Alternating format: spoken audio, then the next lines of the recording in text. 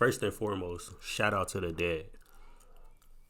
Second, this is 5 animes like Solo Leveling with OP MCs we about to see. Cause I got a couple people that gotta be on here.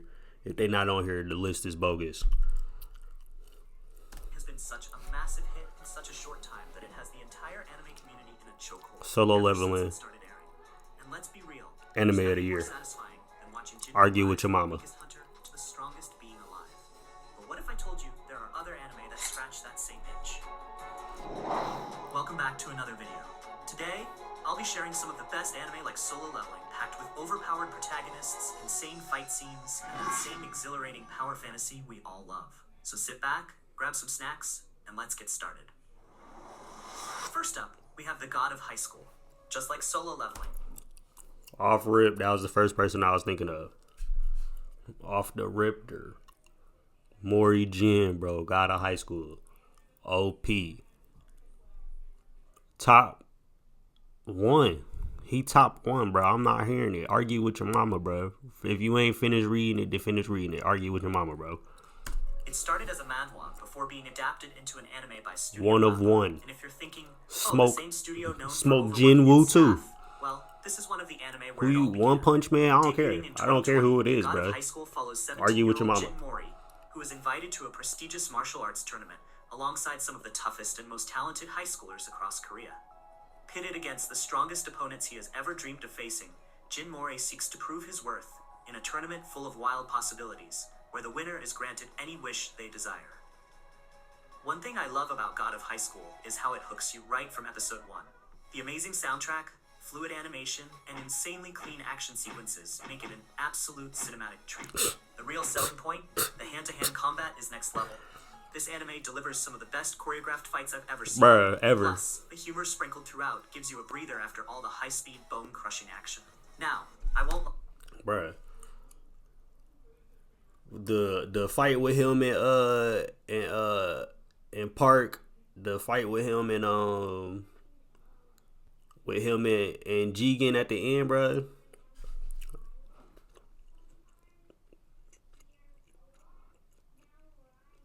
Nah.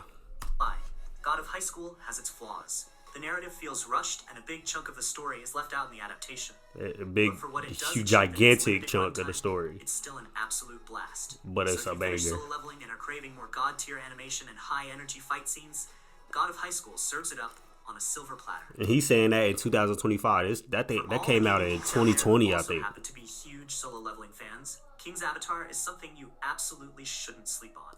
Widely regarded as one of the best animated donghua, King's Avatar dives into the fictional esports scene in China, centering around the multiplayer online game Glory. Yishu, the #1 player in the league and captain of Excellent Era, dominates the scene until he's forced into early retirement, giving up his top-tier account and stepping away from competitive gaming. But as they say, gamers never die, they respawn. So when Glory launches its 10th server, Yeshu throws himself into the game once more under a new identity and builds his team from scratch, aiming to reclaim his throne. Believe it or not, King's Avatar is an absolute flex of animation skills. So I ain't never seen this. I don't know. I don't even know how to really watch Chinese anime, donghua. And 3D animation, the action remains fluid and visually stunning throughout. What it does slightly differently, or I'd even say better, than since Solo Leveling is its focus on the supporting cast. With a variety of personalities and fighter classes, King's Avatar absolutely nails that aspect. It's got a gripping storyline, plenty of drama, comedy, She got that and rocket, even a bit boy. of tragedy. So make sure this one is on your watch list. 2019 to 2025 flew by so fast, it's hard to wrap your head around it. But imagine, one day, you suddenly get sent back in time, given a second chance to rewrite your destiny and do everything right. A Returner's magic should be special, takes that very concept and builds an intense, action-packed story around it, set in a world ravaged by the sinister Shadow Realms. To save humanity from impending doom, 6 powerful mages unite in a desperate battle, but they fail, leading to the destruction of the world.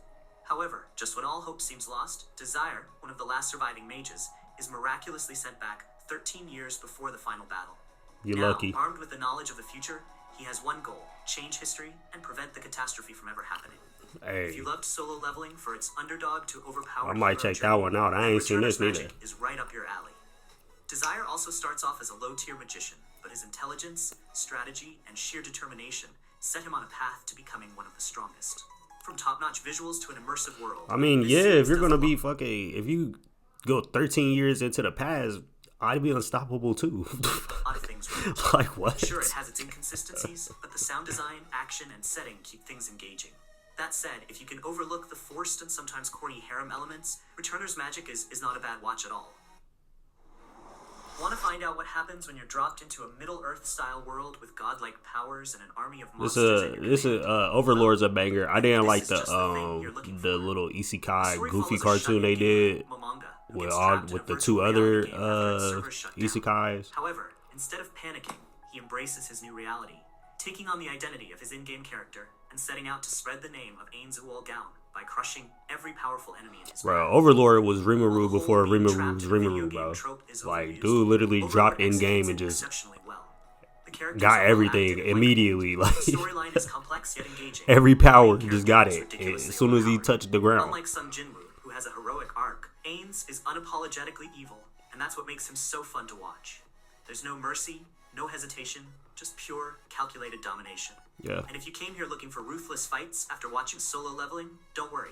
Overlord and they do get busy on there. They definitely get busy on Overlord. To top it all off, it fully embraces the game system concept you're already familiar with, while keeping the plot unpredictable and engaging.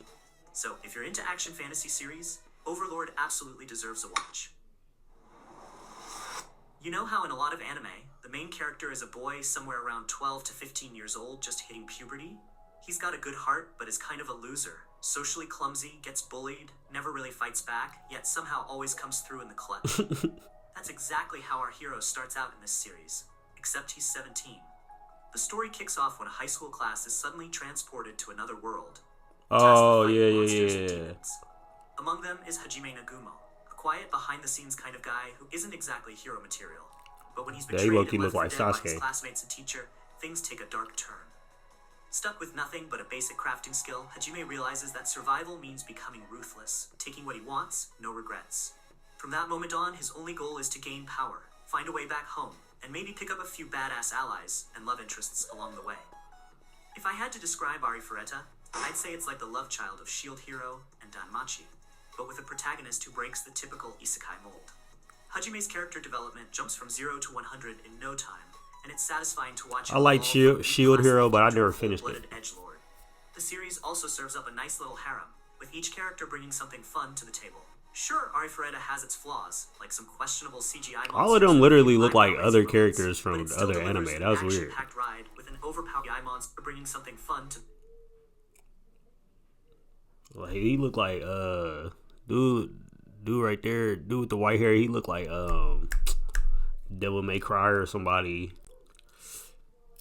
Oh, girl right here looked like the girl with the all white. She looked like off of ReZero. Like, they all look like somebody. That's crazy. Anyway, shout out to the dead, man. This is for the dead.